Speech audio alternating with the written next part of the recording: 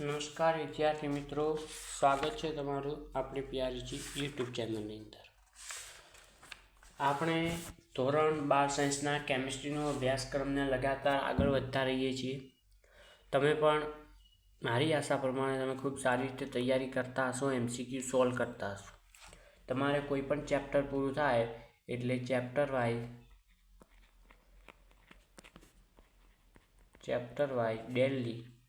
Daily 100 MCQ એ ચેપ્ટરને લગતા કરવાના. એ તમારો નિયમ હોવો જોઈએ, કે રૂલ હોવો જોઈએ કે ડેલી તમારે 100 MCQ કરવાના. કારણ કે નીટ ગુજકેટની અંદર તમારે જે કામ આવશે એ આ જ કામ આવશે. તમારે ટાઈમ મેનેજમેન્ટ હોવું ખૂબ જ આવશ્યક છે.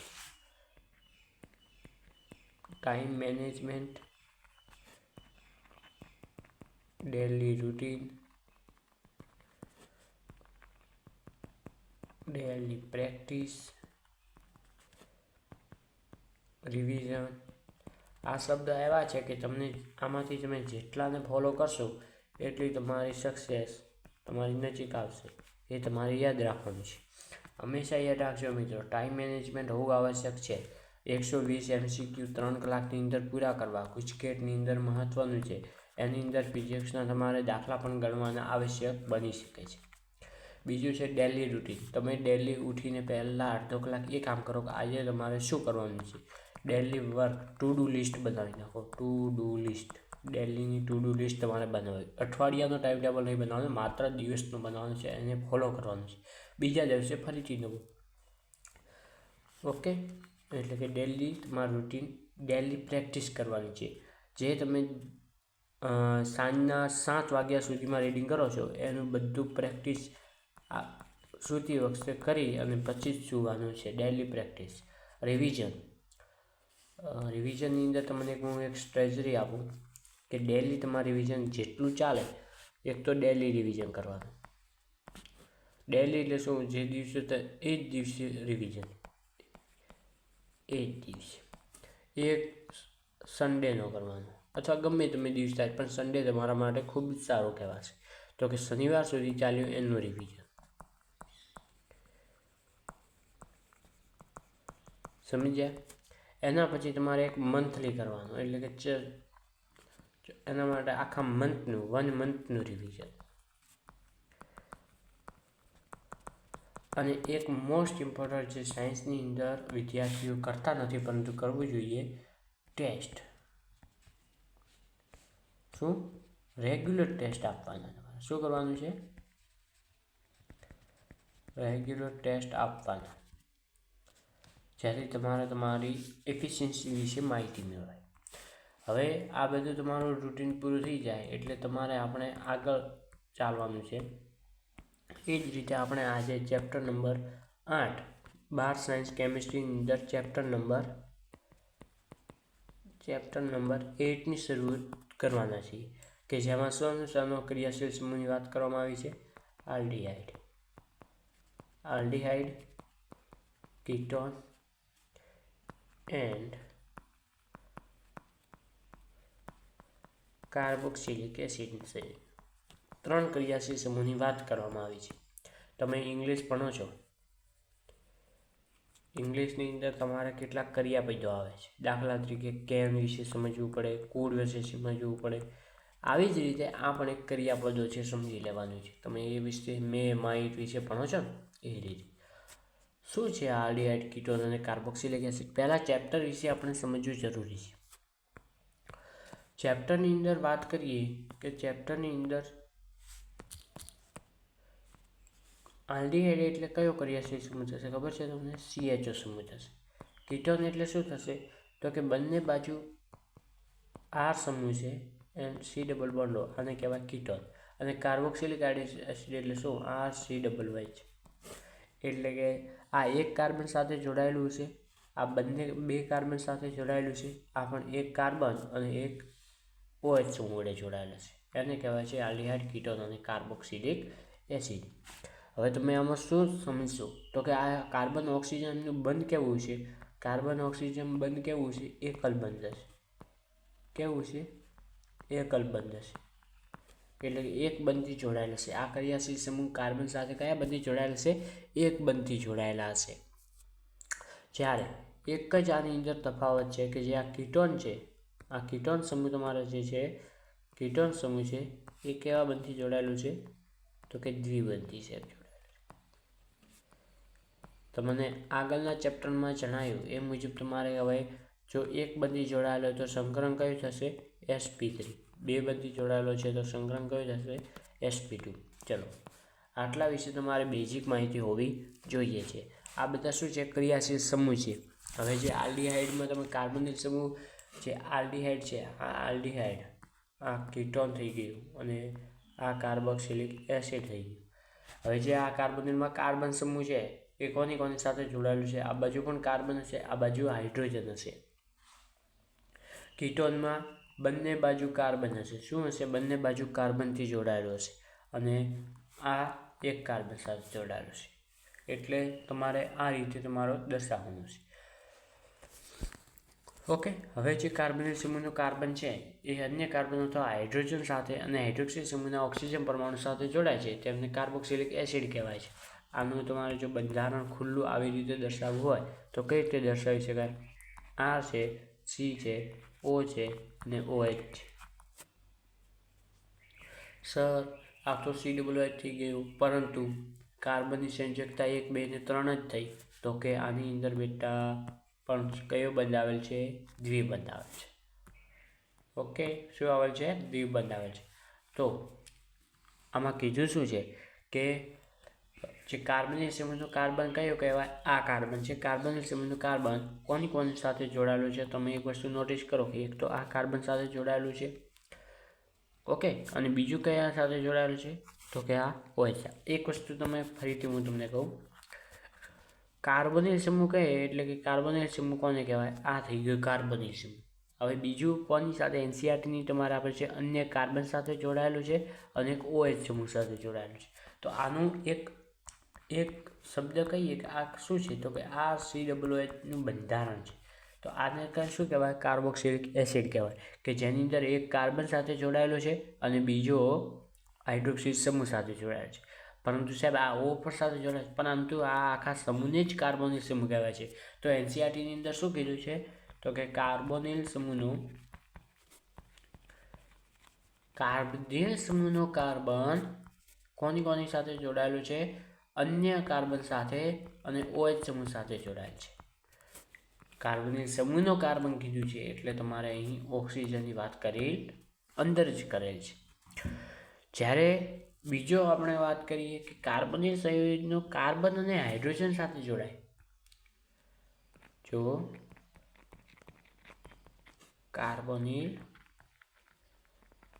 સમૂહનો કાર્બન કોની સાથે જોડાય? જો કાર્બનિલ સમૂહનો કાર્બન અન્ય કાર્બન સાથે જોડાય એટલે કે આલ્કાઇલ સમૂહ છે અથવા હાઇડ્રોજન સાથે અને NH2 સમૂહના નાઇટ્રોજન સાથે જોડાય અને હેલોજન પરમાણુ પણ સાથે જોડાયેલો છે. આટલા સાથે કાર્બનિલ સમૂહનું કાર્બન જોડાઈ શકે તેમને શું કહેવાય છે? એમાઇડ સંયોજનો, એમાઇડ અથવા પછી એસાઇડ હેલાઇડ સમૂહ કહે છે. એસાઇડ હેલાઇડ સમૂહ કહે છે. જો નાઇટ્રોજન સાથે જોડાય, નાઇટ્રોજન સાથે તો એમાઇડ કહેવાય છે, ઓકે, અને હેલોજન પરમાણુ સાથે જોડાય તો એસાઇલ હેલાઇડ કહે છે. હવે જો એસ્ટર સંયોજનની આપણે વાત કરીએ કે એસ્ટર સંયોજનો વિશે સાહેબ તમે માહિતી કંઈક આપો કે એસ્ટર પણ કાર્બોનિલ સમૂહ છે. એ પણ હવે આપીશું કે એસ્ટર એટલે શું કીધું છે. તમારે એસ્ટર વિશેની માહિતી શું હોય છે તો કે એસ્ટર સંયોજનો કઈ રીતે બને? કાર્બોનિક એસિડના જ વ્યુત્પન્ન છે. કાર્બોક્સિલિક એસિડમાંથી જ તેમનું નિર્માણ થાય છે. આપણે એક વસ્તુ વિચારીએ તમને બંધારણ હું આપી દઉં એટલે તમારે કન્સેપ્ટ ક્લિયર થઈ જાય. આપણે કાર્બોનિલ સમૂહના વ્યુત્પન્નની વાત કરી કે જેની અંદર કાર્બોનિલ સમૂહ આવેલ હોય. કાર્બોનિલ સમૂહ ધરાવતા વ્યુત્પન્ન કહી શકીએ આપણે. કાર્બોનિલ સમૂહ ધરાવતા વ્યુત્પન્ન વિશે વાત કરીએ તો સૌ પ્રથમ આપશે આપણને આલ્ડીહાઇડ. ચલો શું આપશે? આલ્ડીહાઇડ. આલ્ડીહાઇડની રચના કઈ રીતે થાય? R અને આ જે કાર્બોનિલ સમૂહ આવી ગયો આની સાથે જો હાઇડ્રોજન અને આલ્કાઇલ સમૂહ જોડાયેલો હોય તો એને કહેવાય છે આલ્ડીહાઇડ. શું કહેવાય છે? આલ્ડીહાઇડ.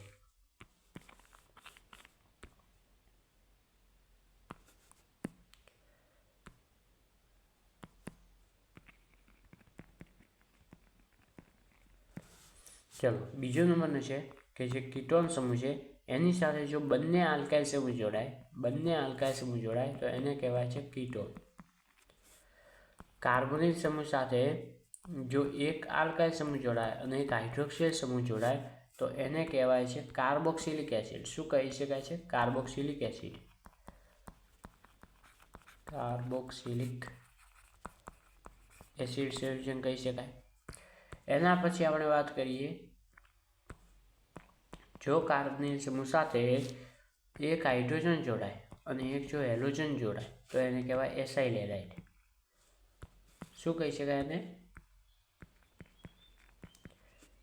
એસાઇલ હેલાઇડ કહી શકાય. એક્સ શું છે? હેલોજન, એટલે તો એનું નામ હેલાઇડ છે, એટલું તો કોન્સેપ્ટ હોવું જોઈએ. બીજું, જો કાર્બનિલ સમૂહ સાથે એક આલ્કાઇલ સમૂહ જોડાય અને એક એમોનિયાનો જોડાય તો એને કહેવાય છે એમાઇડ. શું કહી શકાય? એમાઇડ કહી શકાય. એમાઇડ કેમ? તો કે આને NH2 શું કહેવાય? એમોનિયા કહેવાય.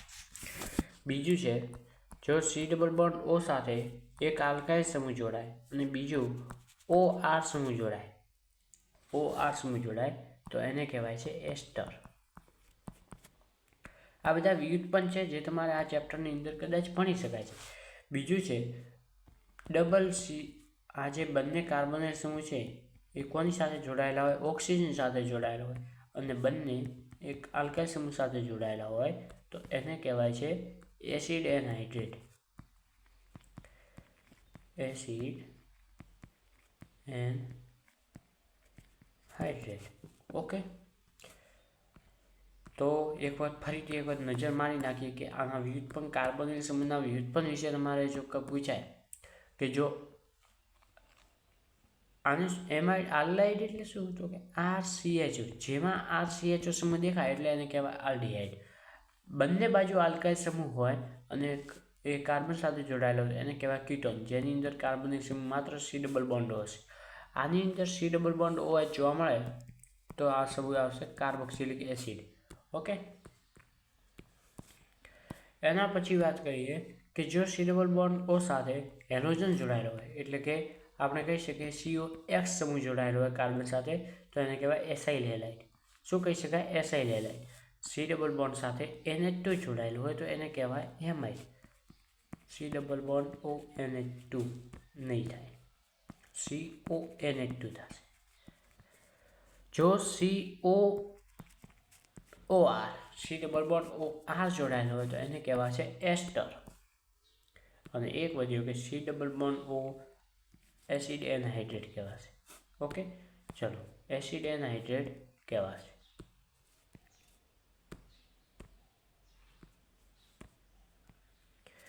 એસિડ એનહાઇડ્રેટ એટલે શું? ધારો કે આપણે હવે કહીએ કે CH3CO ટ્વાઇસ અને એ કોની સાથે જોડાયેલું છે? ઓક્સિજન સાથે. CH3CO આરની જગ્યાએ આપણે લખી શકીએ, ધારો કે આની સાથે લખી નાખીએ કે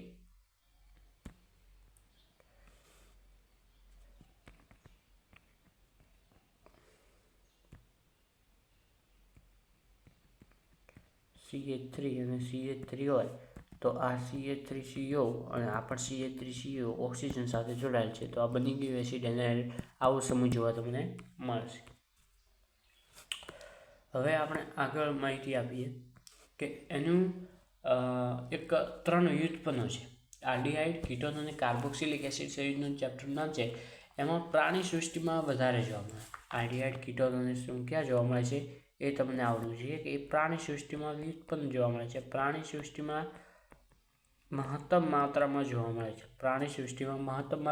મળે છે. તે જૈવ રાસાયણિક પ્રક્રિયામાં મહત્વનો ભાગ ભજવે છે, એટલે કે કુદરતી ક્રિયાઓ કરે છે. તે સુગંધિત હોય છે. કેવા હોય છે? સુગંધ ધરાવે અને સ્વાદ ઉમેરી અને સ્વાદ પણ ધરાવે. ઓકે, હવે દાખલા તરીકે આપણે એક NCERTની અંદર તમારા કેટલાક ટોપિક આપેલ છે કે જે સ્વાદ અને આના લગતા ઉદાહરણ કહી શકીએ આપણે, તો એ વિશે દર્શાવશું આપણે.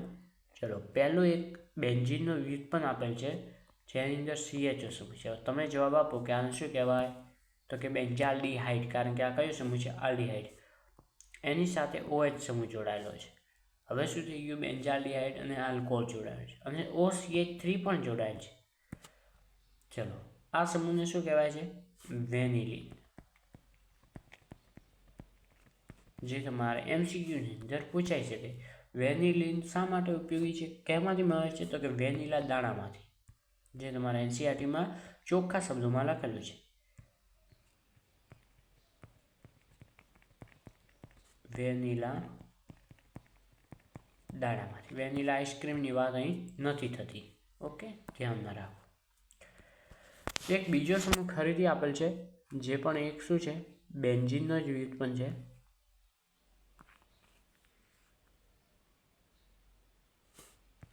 શું છે, બેન્ઝીનનો વ્યુત્પન્ન છે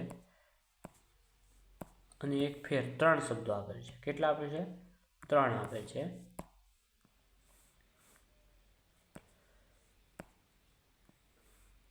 ત્રણ શબ્દો, 3 બેન્ઝીન આપેલ છે અને 3 કોના છે, 2 આલ્ડીહાઇડ અને એક, જો અહીં ઓર્થો સમૂહમાં OH સમૂહ હોય તો એને કહેવાય સેલિસાલ્ડીહાઇડ, જે તમે ભણી ગયા છો, સેલિસાલ્ડીહાઇડ. અને ફરીથી એક જો CHO સમૂહ હોય, પરંતુ હાલનો CHO સમૂહ થોડું અલગ રીતે જોડાયેલો છે, એટલે કે જે કાર્બન, બેન્ઝીનનો કાર્બન છે એની સાથે CHO સમૂહ નથી તમારે, એ ધ્યાનમાં રાખવાનું. તો કોની સાથે છે, આલ્કાઇલ સમૂહ સાથે. અને આલ્કાઇલ પણ કેવો, ડબલ બોન્ડ ધરાવતો, આવી રીતે જોડાયેલો હોય તો એને કહેવાય સિન્નામાલ્ડીહાઇડ. સિન્નામાલ્ડીહાઇડ કહેવાય. સેટ આ બંને મળે શેમાંથી, એમનું શું છે, સેલિસાલ્ડીહાઇડ મળે છે મેડોસ્વીટમાંથી. શેમાંથી, મેડોસ્વીટમાંથી. અને આ મળે છે તજમાંથી. તજ, જે એક અનાજ સ્વરૂપે હોય છે. બીજો આ આલ્ડીહાઇડ કીટોનો એક શેમાં જોવા મળે છે, તો કે એ શું કરે છે, હમણાં આપણે કીધું કે સ્વાદ વધારવા માટે. સ્વાદ શેમાં, તો કે ખાદ્ય પદાર્થ અને ઔષધોમાં સ્વાદ વાપરવા માટે થાય છે. એસિટોન તરીકે થાય, પેન્ટ, રેઝિન, અત્તર, પ્લાસ્ટિક, કાપડ વગેરે પદાર્થો બનાવવામાં કરે છે. જે આપણા માટે મહત્વનું એટલું નથી. ઓકે, જે આપણા માટે એટલું મહત્વનું નથી જેટલું આપણે ધારીએ છીએ. હવે નામકરણ અને સ્ટ્રક્ચર પણ એનું જાણીશું. તો સૌ પ્રથમ ટોપિક આપો, નામકરણ. નામકરણ તો હવે તમારે મોઢે થઈ ગયું છે. નામકરણ ના આવડે તો સાયન્સના સ્ટુડન્ટ તમે છો જ નહીં. નામકરણ, આલ્ડીહાઇડ અને કીટોન સહિતનું સૌપ્રથમ નામ કઈ રીતે આપી શકાય, તો કે એમના સામાન્ય નામ અને IUPAC નામ હોય. નામકરણ કેવા પ્રકારના હોય, 2 પ્રકારના. એક હોય સામાન્ય નામ, જે આપણને ડેલી રોજ લેવાતો હોય, અને એક સંસ્થા છે જેનું નામ છે IUPAC, એના દ્વારા અપાતું નામ, જેને કહેવાય છે IUPAC નામ. ઓકે, તો સામાન્ય નામની વાત કરીએ તો એમને ખાસ આલ્ડીહાઇડ અને કીટોન સંયોજનને સામાન્ય નામ તરીકે જ ઓળખવામાં આવે છે. આલ્ડીહાઇડ સંયોજનોના સામાન્ય નામ લખવા માટે કાર્બોક્સિલિક એસિડ સંયોજનોના નામના અંગ્રેજી સ્પેલિંગના અંતે જે ઇક એસિડ છે, કાર્બોક્સિલિક એસિડ, એની પાછળનો જે ઇક એસિડ છે એને આલ્ડીહાઇડ સ્વરૂપે લખાય છે. શું લખાય છે, આલ્ડીહાઇડ સ્વરૂપે લખવામાં આવે છે. આ કયા છે, લેટિન અથવા ગ્રીક. બીજું એક ઇમ્પોર્ટર છે, આપણે 1, 2, 3 આવી રીતે દર્શાવતા હતા, જ્યારે આલ્ડીહાઇડ કીટોનમાં આપણે કઈ રીતે દર્શાવવાના છે, alpha, beta, gamma and delta સ્વરૂપે દર્શાવવામાં આવે છે. આલ્ડીહાઇડ સમૂહ સાથે સીધા જ જોડાયેલા. હવે આલ્ફા નામ આપવું કોને, આલ્ફા નામ કોને આપવું, તો કે જે આલ્ડીહાઇડ સમૂહ સાથે જોડાયેલું હોય. આલ્ડીહાઇડ સમૂહ સાથે જોડાયેલ કાર્બનને આલ્ફા, એની પાસેના કાર્બનને બીટા. તે જ રીતે આગળ સર કશું ખબર ન પડી. ટેન્શન કેમ લો છો? આપણે સમજાવવા તો બેઠા છીએ. હા, રબરમાં થોડીક પ્રોબ્લેમ કેમ થાય છે? રબરમાં પ્રોબ્લેમ કેમ થાય છે?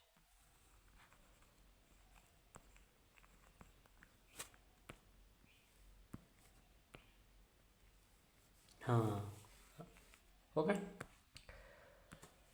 આનું સર ઉદાહરણ આપો તો અમને ખબર પડે.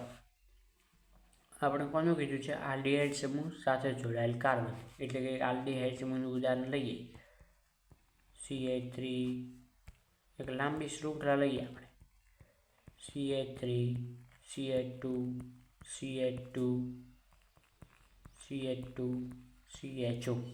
થઈ ગઈ લાંબી શૃંખલા 1, 2, 3, 4 અને 5, જેને કહેવાય છે પેન્ટાલ્ડીહાઇડ. પેન્ટાલ્ડીહાઇડ. સર કાર્બન અહીં ક્યાં હશે? તો કે આ તમારો સમૂહ શું થઈ ગયું? આલ્ડીહાઇડ સમૂહ થઈ ગયું. આ આલ્ડીહાઇડ સમૂહની સાથે કયું કાર્બન જોડાયેલું છે? આ તો આલ્ફા થઈ ગયું, બીટા, ગામા અને ડેલ્ટા. સમજી ગયા ઉદાહરણ? પણ સાહેબ કીટોન સમૂહમાં કઈ રીતે દર્શાવવાના? કીટોન સમૂહમાં ઉદાહરણ આપો, એને સમજાવો. કીટોન સમૂહની અંદર જો તમારે હોય CH3, CH2, CH2, C double bond O, CH2, CH2, CH3.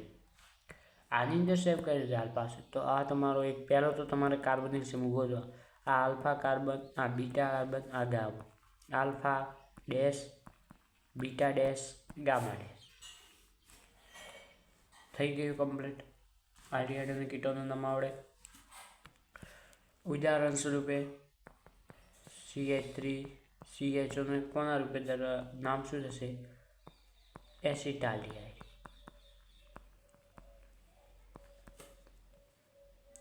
તમે ભણી ગયા છો CH3COOH, તો એને શું કહેવાય? Acetic acid. તો આને શું કહેવાય છે? એસિટાલ્ડીહાઇડ, કેમ કે COOH છે અને CHO છે. ઓકે, આનું નામ તો ખાલી ઉદાહરણ આપ્યું છે, પરંતુ આ આપેલ છે. બીજું છે એરોમેટિક વલય સાથે જો CHO સમૂહ જોડાયેલ હોય, એટલે કે તમને અહીં CHO સમૂહ જોડાયેલ હોય તો એને કહેવાય બેન્ઝાલ્ડીહાઇડ. બેન્ઝાલ્ડીહાઇડ.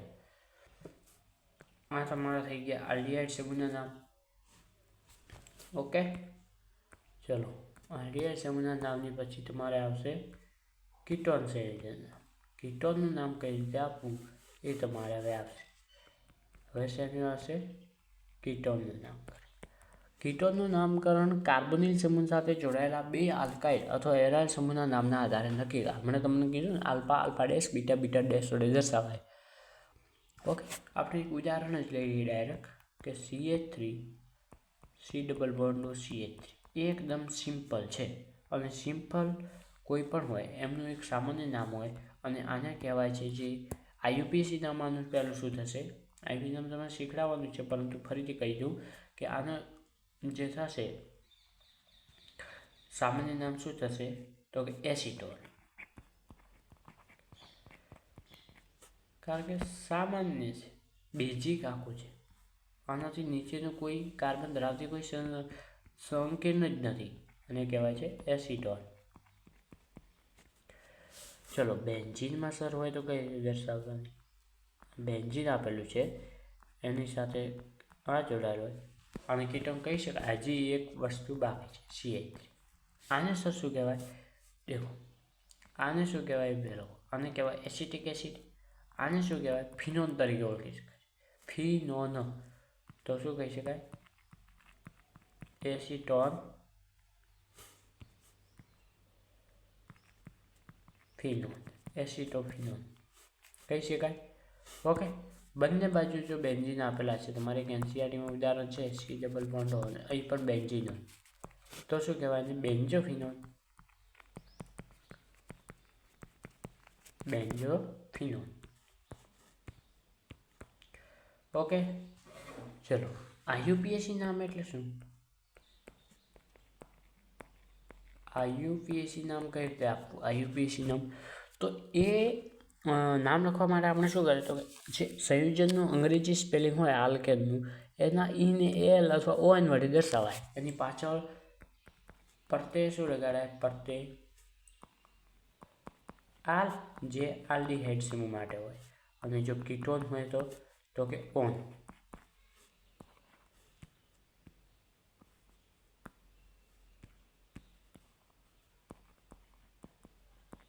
કીટોન તો કીટોન આવશે.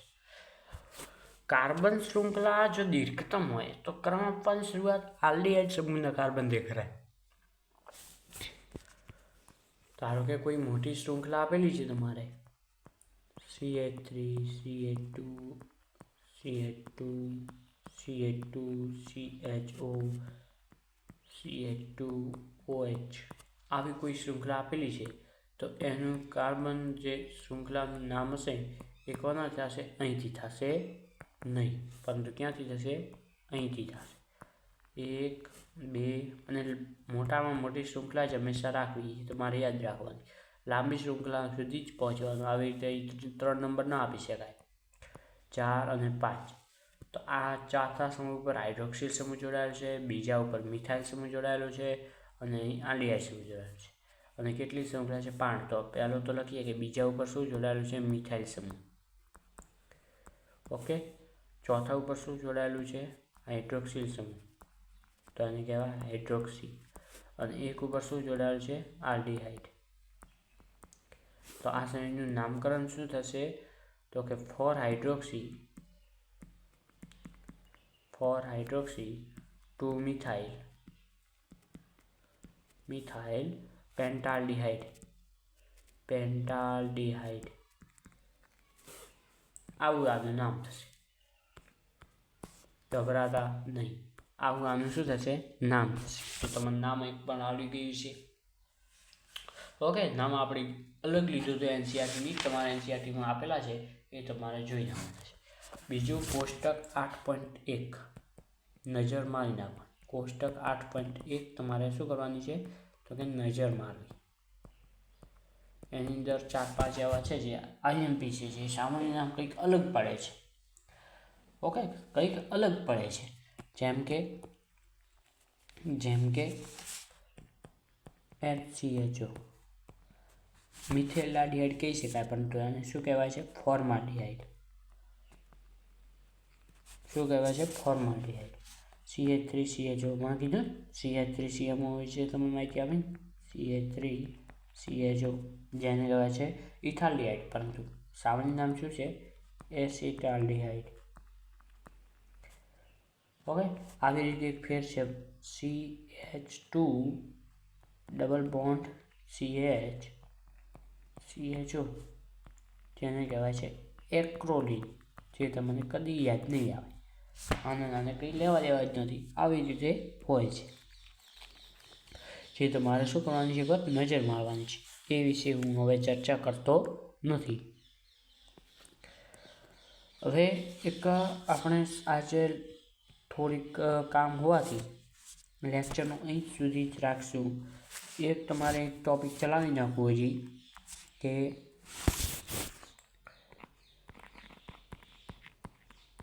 જે કાર્બનિલ સમૂહનો આપણે અભ્યાસ કરીએ છીએ એનું બંધારણ શું છે?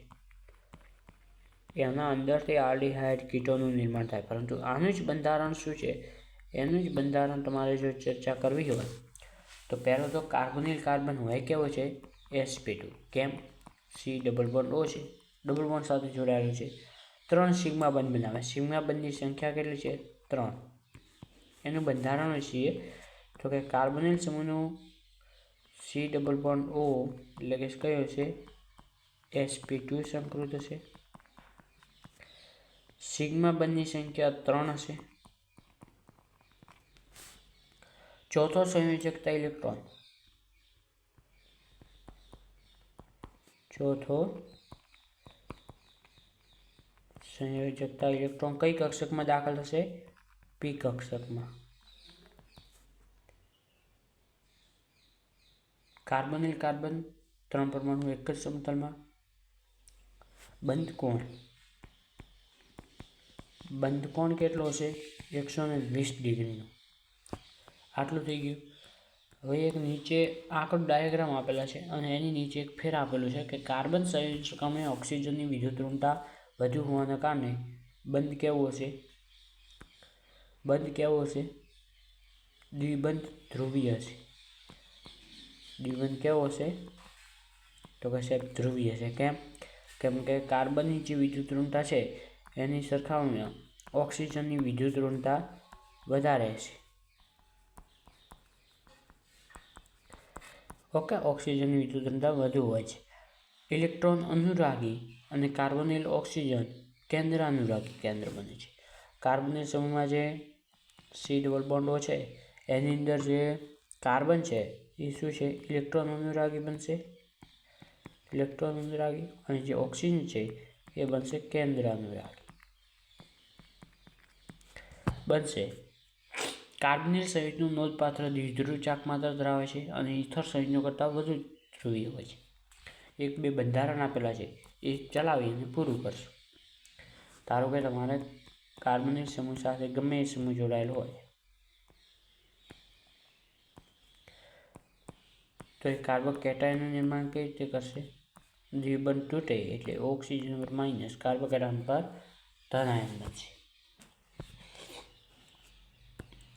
હવે તમારો ચેપ્ટર અહીં સુધી આપણે રાખશું, પરંતુ એક ઉદાહરણનો પહેલો દાખલો આપણે તમને ગણાવી, બીજા તમારે ગણવાના છે.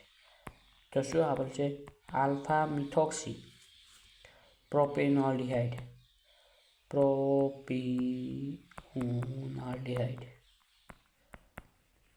આ શબ્દ આપેલ છે. એનું શું કરવાનું છે? બંધારણ દર્શાવવાનું છે. તો બંધારણ કઈ રીતે દર્શાવશો? બોલો. 4-મિથોક્સી પ્રોપેનાલ્ડિહાઇડ કાર્બનની શૃંખલા પ્રોપેનમાં 3 કાર્બન હોય એટલે 3 કાર્બન તો તમારે આવશે જ. ત્રીજો કાર્બન આલ્ડિહાઇડ કીધું છે એટલે CHO હશે. આલ્ફા મિથોક્સી, આલ્ફા ઉપર આની સાથે જોડાયેલો કાર્બન કયો છે? આ આલ્ફા અને આ બીટા. તો આલ્ફા કાર્બન સાથે જોડાયેલું શું છે? મિથોક્સી એટલે શું? તો કે OCH ઇથર સંયોજન. થઈ ગયું બંધારણ.